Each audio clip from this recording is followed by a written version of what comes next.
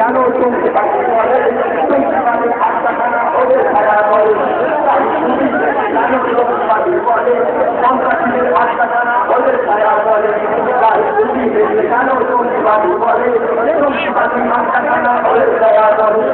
আজকে হলে কোরআন ধরো কোরআন বলে আজকে হলে কোরআন ধরো কোরআন বলে আজকে হলে কোরআন ধরো কোরআন বলে আজকে হলে কোরআন ধরো কোরআন বলে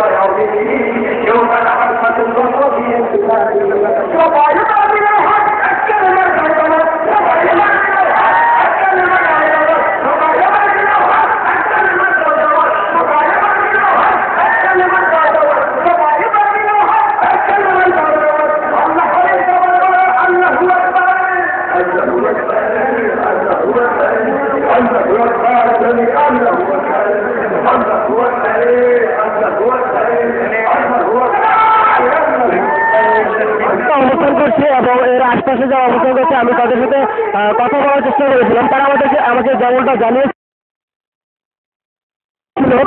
যে তাদের সাথে তাদের উপর যত নির্যাতন করা হোক বা তাদের যত বাধা দেওয়া হোক তারা এই রাজপথ ছেড়ে ঘরে ফিরে যাবে না তাদের দাবি আদায় না হওয়া পর্যন্ত।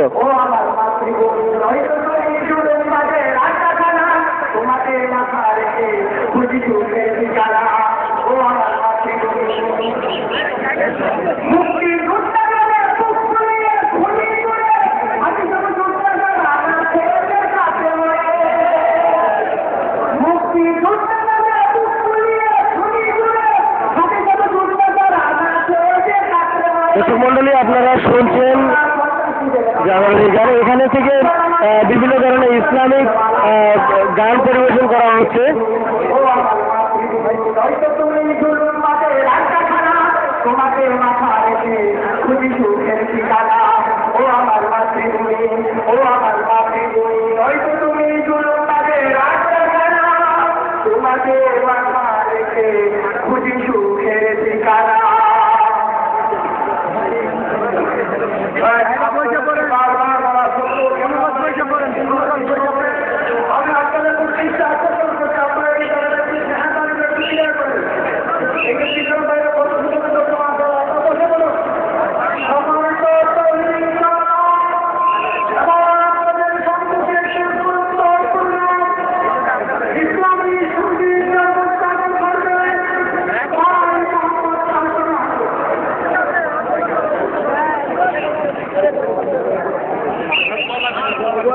দর্শক মন্ডলী, আমরা দেখতে পাচ্ছি এবং অ্যাম্বুলেন্সের যে শব্দ শুনতে পাচ্ছি, সম্ভবত আরো একটি লাশবাহী অ্যাম্বুলেন্স মঞ্চের দিকে এগিয়ে আসে লাশ নিয়ে।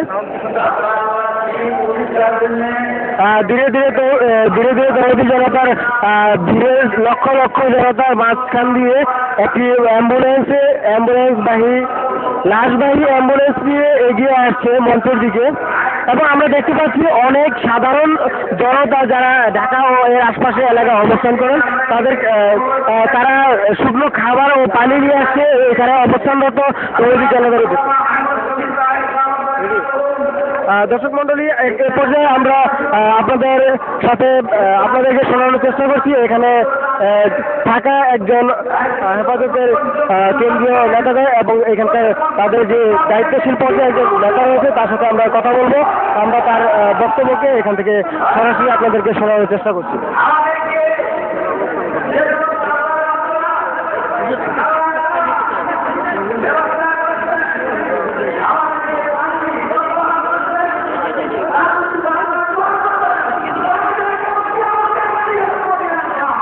আমাদের আজকের এই শান্তিপূর্ণ অবস্থান মৌলিকভাবে আমরা সবসময় শান্তিপ্রিয় মানুষ। আমরা জ্বালাও ফলাতে বিশ্বাসী না, বাংশুরে বিশ্বাসী না। আমাদের প্রতিটি প্রোগ্রাম শান্তিপূর্ণভাবে হয়েছে। আজকের এই দোয়ার মাহফিলে আমাদের সম্মানিত আমির তিনি লালবাগ থেকে রওনা হয়েছেন আসার জন্য। রাস্তার মধ্যে বাধা হয়ে তিনি আসতে পারেননি। উনি সেখানে দোয়া করার কথা ছিল, এই বাধার কারণে তিনি পৌঁছতে পারেননি। তিনি পয়গাম পাঠাইছিলেন যে আমি আসার আগ পর্যন্ত তোমরা এখানে অবস্থান করো।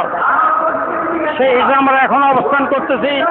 তিনি আসার আগ পর্যন্ত, তিনি যখন আসবেন, আসার পরে তিনি যে নির্দেশ দেবেন সেই নির্দেশ আমরা চলব।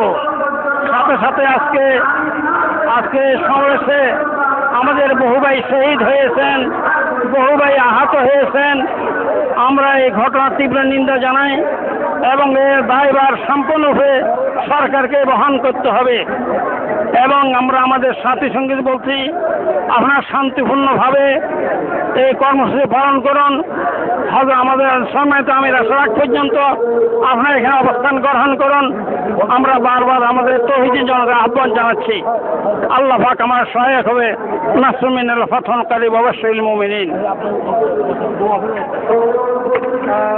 সুপ্রিয় দর্শক মন্ডলী, আপনারা যেমনটি শুনছিলেন এখানে অবস্থানরত অবস্থায় থাকা হেফাজতের নেতার পক্ষ থেকে তারা আমাদেরকে যেমনটি জানিয়েছিল যে তাদের যে অবস্থান কর্মসূচি থেকে তাদের আমির যে কর্মসূচি ঘোষণা করবেন এবং তাদের আমির আসার আগ পর্যন্ত এখানে হেফাজতের যে সকল নেতাকর্মীরা রয়েছে তারা এখানে অবস্থান করবে এবং যতক্ষণ পর্যন্ত তাদের আমির আল্লামা শফি এখানে এসে উপস্থিত না হবেন ততক্ষণ পর্যন্ত তারা এই শাপলা চত্বর ছেড়ে অন্য কোথাও যাবেন না, এমনটাই দৃঢ় প্রত্যয় ব্যক্ত করেছেন আমাদের কাছে। এবং আমি এর ফাঁকে কিছু সাধারণ তৌহিদি জনতার সাথে কথা বলেছিলাম। তারা আমাদেরকে আবারও একইভাবে প্রত্যয় ব্যক্ত করেছে যে তাদের 13 দফা দাবি আদায় না হলে তারা রাজপথ ছেড়ে বাড়ি যাবে না। এবং তারা কিন্তু তাদের এই আন্দোলনে দৃঢ় মনোবল নিয়ে আছে। যেহেতু তারা এখন সকাল থেকে সে দূর দূরান্ত থেকে ঢাকা ও এর পার্শ্ববর্তী জেলাগুলো থেকে এবং বাংলাদেশের বিভিন্ন স্থান থেকে তারা এই ঢাকার প্রাণ কেন্দ্রে চলে এসেছে এবং ঢাকা শহরকে অবরোধ করে রেখেছিল। সকাল থেকে অবরোধ করে রেখেছে এবং এই পর্যন্ত চলে এসেছে। সকাল থেকে আসার পর থেকে এখন পর্যন্ত কিন্তু সেরকম ভারী কোনো খাবার এখন পর্যন্ত কারোই খাওয়া হয়নি। যেমনটি আমরা আপনাদেরকে নিয়ে সাথে ছিলাম তাদের সাথে, এবং তারা কিন্তু সকাল থেকে এখন পর্যন্ত রাজপথে অবস্থান করছে। তারপরেও কিন্তু পেটে ক্ষুধা নিয়ে, মনে কষ্ট নিয়ে আর সাথে নেতাকর্মীদেরকে কাউকে মৃত হারিয়ে বা কাউকে হাসপাতালে রেখে কিন্তু তারা রাজপথে অবস্থান করছে। তাদের একটাই দাবি নাস্তিক ব্লগারদের ফাঁসি। এই দাবিকে তারা দৃঢ়ভাবে প্রত্যয় ব্যক্ত করছে এখনো। ধন্যবাদ। আবারও আপনাদেরকে নিয়ে আসবো আমাদের